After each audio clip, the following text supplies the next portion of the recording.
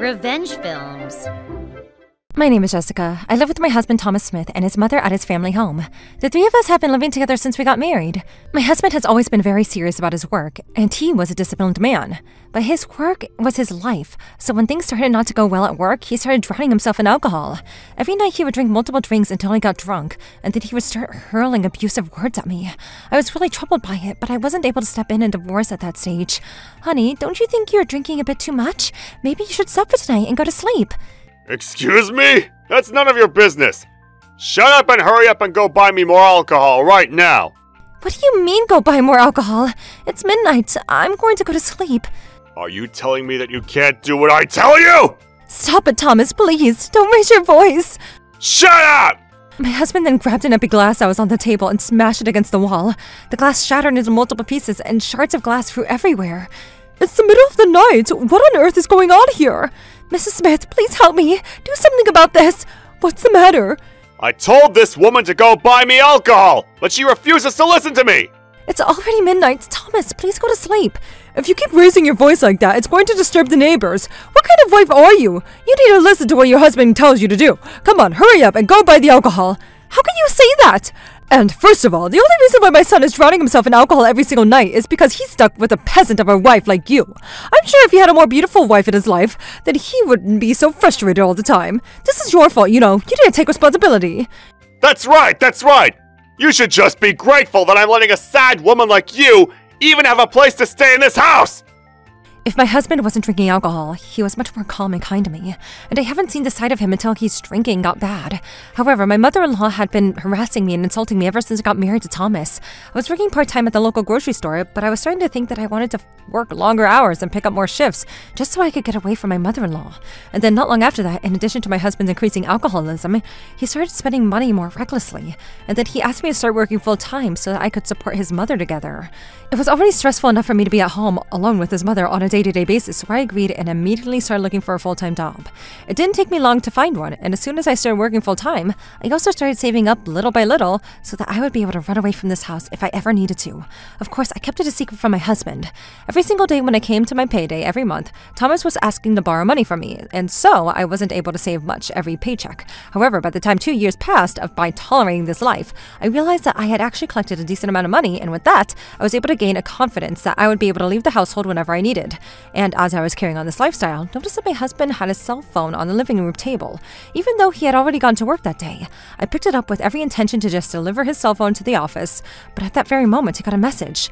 That message came from a woman's name, followed by the message that I read, "I won't let you go home tonight." At that very moment, even though I was shocked, immediately realized that if I could gather evidence that my husband was having an affair, then I'd be able to divorce him at a much better advantage than him.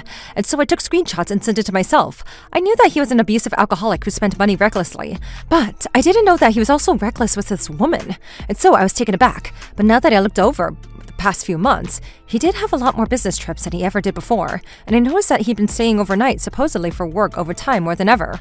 I was so fed up with this life with my husband and my mother-in-law, so to be honest, deep down inside, I felt lucky. Without knowing anything, my husband ran back and through the front door and grabbed the cell phone and headed straight out. That evening, he claimed that he got a sudden business trip for work and didn't come home. At that moment, I knew for a fact that my husband was indeed having an affair. From that day forward, I secretly started getting more evidence that my husband was cheating on me and began preparing for a divorce. Even if we got a divorce, because my husband was so pathetic with money, I didn't even think I could count on receiving a settlement fee from him. However, when I thought about everything he said and did to me until then, I couldn't accept just leaving without having any justice, and I thought about any way that I could possibly get back at him. And that was when I decided that when I would be leaving the house, I was going to take all the furniture and household appliances with me and sweep the entire house. If that were to happen, and knowing that neither of them had any assets to the name, I knew that they would be in trouble. In order for me to do that, I repurchased all of the household appliances and furniture under my own name, received receipts with my name clearly written on them as the purchaser of them, and then I got rid of all of the old stuff. Because my husband and his mother had no idea about what I was about to do, it seemed that neither of them thought it was strange that all of the appliances and the furniture in the house had become new over the course of some time. Thanks to that, my plan was going smoothly and I was able to keep planning. When I was finally ready with all my preparations, I confronted Thomas with the evidence of the affair right in front of his mother. Thomas, can you tell me what this is? What? What the hell is this? Did you take this? How did you get this? Right now. Now answer me. Honestly. You're having an affair, aren't you? What else was I supposed to do? There is no way that I would be able to actually love a peasant woman like you! This is all your fault anyway! I couldn't believe that my husband was getting mad at me, and so I was over it. But then, this time his mother-in-law chimed in and said something even more unreasonable. Having an affair is a simple sign of a man's worthiness, and plus it's your own fault anyway that you don't have any attractiveness as a woman. I was so shocked at the most ridiculous excuse that my mother-in-law decided to say, that I was at a loss for words, and I turned back to Michael. Let's get a divorce already. And when it comes to the settlement fee and the separation of assets, I would be fine if I could take everything that I could prove that I purchased, and I won't ask for anything further. What? Are you saying that I don't have to pay a settlement fee? Well then, great! Let's get divorced! Thomas seemed to think that he was getting out with a free pass of not having to pay the settlement fee, and he gladly agreed to the divorce, and then I went straight to my lawyer in order to go through with the divorce, and in the end of the discussion with Thomas and his mother, it was decided that I would be leaving the house, and with that, everything was going according to plan, and I could finally put the last piece into action. That morning, I was going to be moving out. I'm going to be moving out of this house from today. Thank you for all these 3 years. I don't want to see your face ever again. I'm going to leave. You better not be here when I get back. When my mother-in-law was out of the house, I called over the contractors and I moved out all of the furniture and appliances from the house. And then the only thing left in the house was an old gas stove and dirty kitchen table. I collected the refrigerator, the washing machine, the stove, the air conditioner, and all of the other household appliances and furniture that were left in the house. And then I put all the receipts that were under my name in the disgusting dining room table. And I got ready to leave and I felt more refreshed in my life. When I knew that I was going to finally be freed from my husband and mother-in-law, I was on cloud 9. Right at the time I was just about to leave, my mother-in-law came back home and she looked around the house, her knees gave out, and she started crying out. What is going on? What is this? My mother-in-law then found the receipts out on the table and it seemed that she figured out all on her own and she was furious. So this is your doing? How dare you? What do you have against me? Do you seriously think that I don't? When I asked her in return, my mother-in-law had nothing in response to say to that. Then she immediately called Thomas, who came running back home. When he understood the situation, he became furious. What the hell is this? What do you think you're doing? What do you mean? We agreed to this. But the house is completely empty! Well, it's much better than being sued for a settlement fee for an affair, isn't it? When I said that, my husband was no longer able to say anything back to me, and I took that moment to officially leave the house. I was finally freed from these two. I had already rented a new apartment for myself, and I was able to start my new life surrounded by my brand new furniture and household appliances. And then I started looking for a job that I could work full-time to support myself. After that, I didn't receive any contact whatsoever from my ex-husband. I went back to their house just one time to get the things that I had forgotten there. And that was when I was learning that he was letting his mistress live at the house. I had actually been discussing with my lawyer previously about collecting a settlement fee from his mistress for an extramarital affair, so I could easily imagine what was going to happen in the near future. Now that I knew who his mistress was, I was able to sue her for an affair and to collect the settlement fees. As soon as I sent over the documents, I received a phone call from my ex-husband. Hey? What the hell is this about? You said that you wouldn't collect a settlement fee! Were you just trying to trick me? I didn't collect a settlement fee from you, did I? I'm collecting one from your mistress for destroying my marriage. Are you kidding me? Everything ended smoothly, so that's why she moved in with me.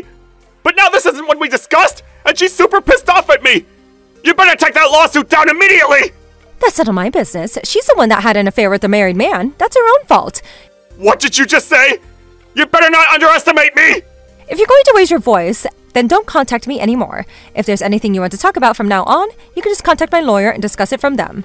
Those were my last words, and then I hung up immediately and blocked my ex-husband's phone number. Because my ex-husband had to repurchase all of the household furniture and appliances, he had used up what little amount he had left in his savings on that. So of course, there's no way that he would be able to pay back his mistress's settlement fee. His mistress was furious that she was getting to be stuck having to pay a large settlement fee, and after getting into a huge fight, I heard that she ended up leaving my ex-husband. Thomas lost all his assets as well as his girlfriend, and I heard that he started to drown himself in alcohol even more, to that point where his even mother was starting to put her hands up.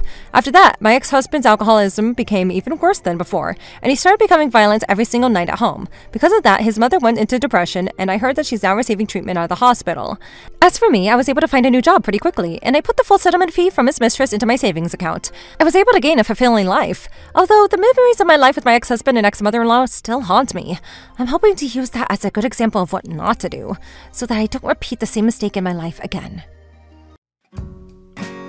How was today's video? If you enjoyed it, please subscribe, like, and leave a comment. Stay tuned for more.